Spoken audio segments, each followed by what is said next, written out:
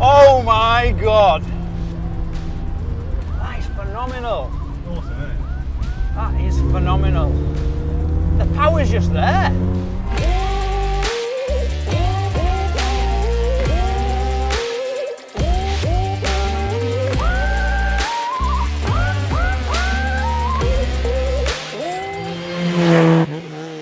So guys, episode 2, Chris's Supercharged Astra van. Thanks for coming, Chris. You just want to tell us a bit about yourself, where you've come from, and your journey up here. Yeah, well, my name's Chris, obviously. I'm a beekeeper. I live in Hertfordshire, and this is my heap. Or jalopy. My jalopy, yeah.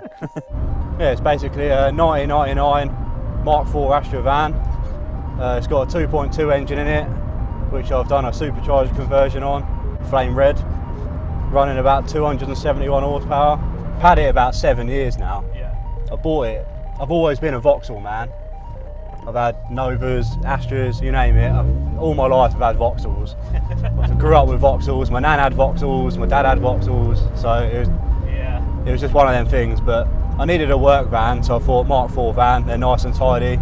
I happened to have a C2OLET 2-litre red top engine at home that I was going to put in one. So I went and looked for, I found 3. 2 were turbos, one was, and this one. And typically this one was the worst condition, the most expensive, but for some reason I really wanted it. I think it was the red. It was a bit faded, but I paid too much money for it, but I needed it. So I took it home, found out that I got mugged off. Spent 7 years building it. Yeah.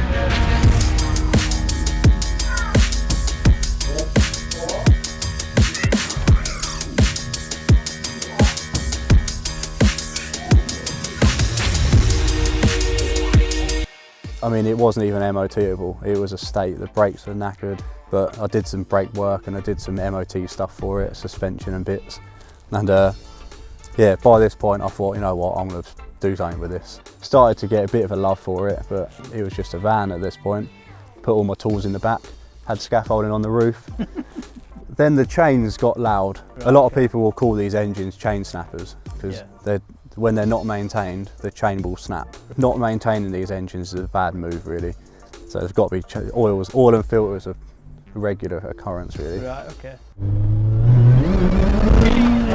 Christ!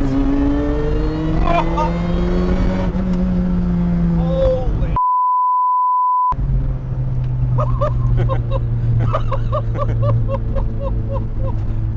Holy smokes! Pulls well. I've got ghost pimples! You know, tell everybody at home, what made you take it to the next stage? At this point, like I say, it was a reasonably clean van. I started to love it. Yeah. And like I say, the chains are rattly. So I went online. I found a guy called Carl Evans on the Z2 to SE forum, the engine code forum. He basically said, I can do the chains for you. Come to my house. Turns out he's a bit of a guru with the engine anyway. All right, okay, that's so good. I get up to his house. He does the chains, and in conversation, I said, oh, that's a nice Astra, is that yours? He said, yeah, it's supercharged. So yeah, he took me out in his supercharged one, and that was that. I went home. I was obsessed. I've always liked V8s with superchargers from America and all of that. Yeah. So when I heard that whine, that was that. Yeah. I went home, about $2 grand later, had a supercharger and all the kit come in. It's got an RS turbo, an RS Focus. Is that what come from America then? What come from America was a supercharger. Yep. There's a bracket underneath the manifold. Okay. And also a manifold bracket, and also the manifold. So they're the 4 items you get from America. Yeah. And then basically you have a second standard water bottle. Yep. Various wiring changes like the injectors. Yep. Because the injector wiring, the original injectors have different plugs. These have got EV1 plugs. So what cools it then? It's got a charge cooler. The manifold has got 4 laminovers in it. Right, okay. It's all like radiator cores. Water goes in. It's supposed to go in one, out the other, in one, out the other. Yeah. But they've been switched around, which is called a dual pass mod. Okay. So 2 go in, 2 go out. Right. It's got a third output welded into the manifold, which then runs the charge cooler. so it's water cooled instead of air, which is much better for a supercharger really. I mean some people like to have air cooled, but it seems to work well. I mean the whine. Whine's immense.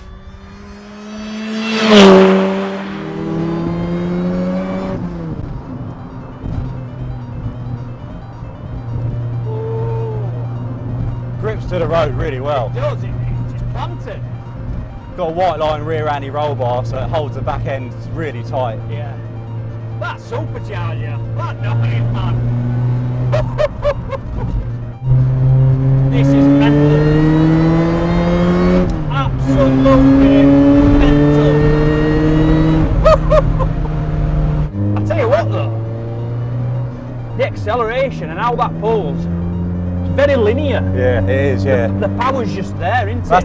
That is the big difference between a turbo and a supercharger. On a turbo, I mean in modern turbos you don't get very much lag, but you get to an RPM stage or whatever it is they've mapped it to, and you get all the boost straight away. Yeah. With this you get the boost from, I mean it idles at 900 RPM. As soon as you put your foot down it starts boosting. And it just builds up and builds up. Yeah. What about exhaust? The exhaust is a custom 2.5-inch downpipe with a 200 cell sports cat, and then from cat back it's a Miltec 2.5-inch system. Suspension, it's got Spax shocks on the front, Coney SRT shocks on the back, and it's got H&R springs. The wheels, they're Bowler B1Rs, so they're not the regular Bowler B1s that most people have. They're a popular wheel, but they are, if you speak to Bowler, they'll do a 17-inch. It's a forged monoblock wheel, so it's a lot lighter, a lot stronger, a lot better for something like this because it's quite a firm ride. Yeah, it does, it sits nice, doesn't it? The brakes, Brembo 4-pots on the front with 321mm discs. Believe me, it stops. It does stop well, yeah. Because we're coming up to a junction and I was just thinking, is he going to brake? Yeah, is he going to brake? And then I started sort of like reaching for, honestly, but it does. It does stop well, yeah.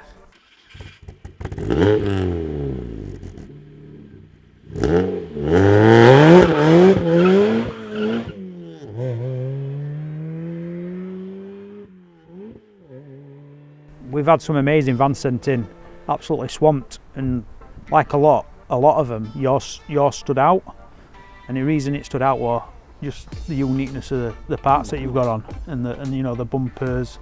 You know, can you just touch on that and just tell us a little bit more? I put a GSI bumper on the front. As you can see, it's got these grills on the front. They're not standard GSI grills. They're from Germany. I think they're an aftermarket part for the Opels. It's definitely in Germany anyway. So I've managed to find some of them after a couple of years of searching. The holes drilled in the front for cold air to the charge cooler, and I've got Sprogly Motorsport brake ducts in there.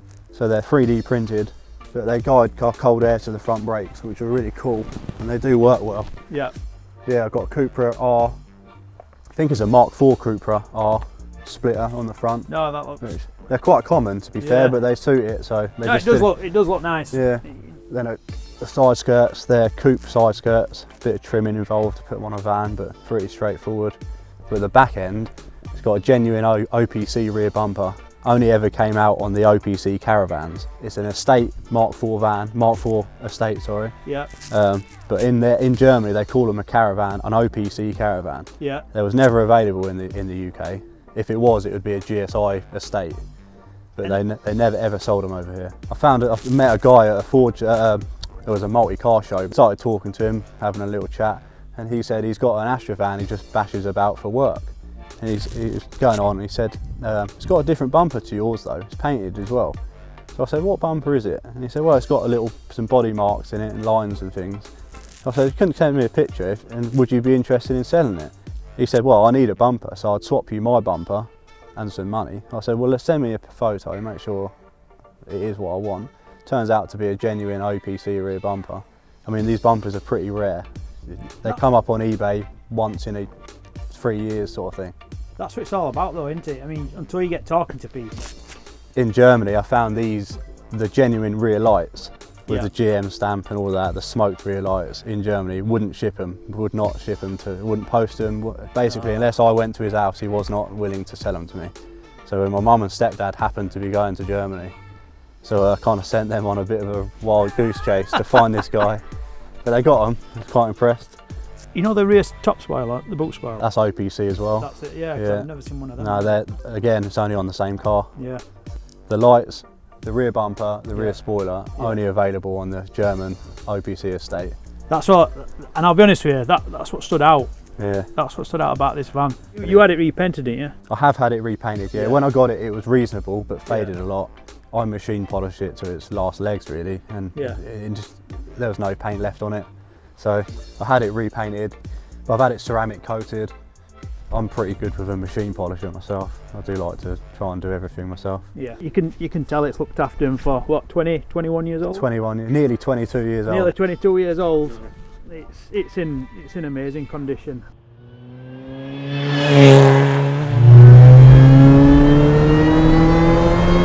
Oh, Jesus!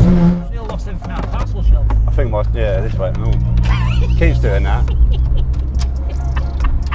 Honestly, I shouldn't swear, but so just moving on to the interior. I mean, it's a nice place to be in. I'll be honest with you. We've got flocked dash. You want to just touch on other bits you've done to it as well?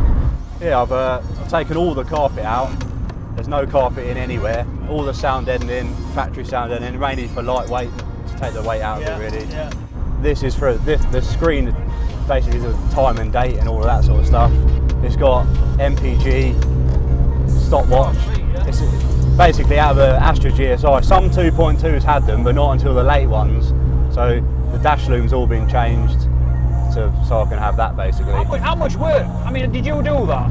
I did it, yeah. I mean, I've put 3 different dash looms in this for various different reasons. So if you take all this out, it all looks factory. Everything's all loom taped into the proper looms. It's all as it should be. Yeah. The flock dash, I actually had a pristine dash in there, but I found a guy that he flocked stuff for a living. I really liked it, so I bought it. I've had to have that. The Sparco steering wheel. I was looking for a steering wheel for a long time. I couldn't really. I like a small steering wheel, but I'm a bit of a big lad. So I quite like a chunky steering wheel. It's not too thin, but I want to be able to pull it a bit and it not bend. Yeah. You flock the bits on the door cards as well? Yeah, the door handles, the pull handles, around the door handles, they're all flocked the same. All the vents are the grey. The dashboard is black. All the vents and the doors are grey. And then the black fabric on the door cards, that's not, I've had them changed. My missus did them actually. Oh, nice one. She took the old ones off and glued and whatever she did with them ones. I'm not very good with that. The gauges, I've got a voltmeter and a boost gauge. One thing I did notice when I was in there is how comfortable them seats are. You know, they hold you, don't they? They hold you right. They're Mark IV GSI seats. I do find they're a bit firm when you're on a long journey, but if you're having a spiritual drive, should we say, they hold you well. They're good. I'll be honest with you, that was very spiritual we had there. I think there was a connection between us at some point. So here we go, my turn. I'm not gonna go crackers. Because I don't want to break it. Just want to get a feel for it. Oof. Very responsive on throttle, innit? Yeah. Very responsive. Yeah, very responsive. It's always there. It's that supercharger, just the noise of that. You know what I mean? Yeah. I mean, power steering, this is a lot lighter than mine. Is it? Yeah, it's really heavy mine.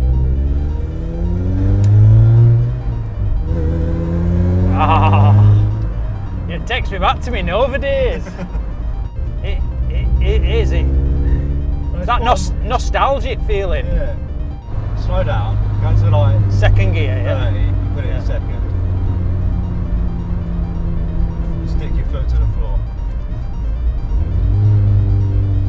Ready? On it. Jesus Christ!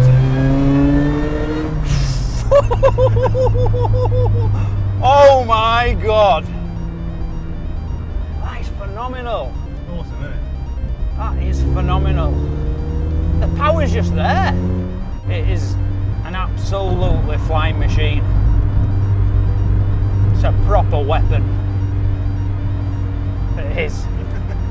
Honestly, mate, it's a credit to you, this van. I keep saying it, but honestly, Appreciate should it. be Means a lot. really proud of what you've done. I don't mean that patronising, I mean that genuinely. Yeah, nice one. Because I ain't got the skills, you know, I ain't got the skills to work on cars or vans. That's what Van is all about. It's about the van, it's about the owner, it's about what it means to them. Yeah. You know, because I can see what it means to you just by. I'll be honest, some days, like I say, absolutely hate the thing. It causes me problems. But deep down, I could never ever sell this. No amount of money on the planet will get me to get rid of this van. No. I couldn't think of anything worse than seeing this drive past and someone else. Oh yeah.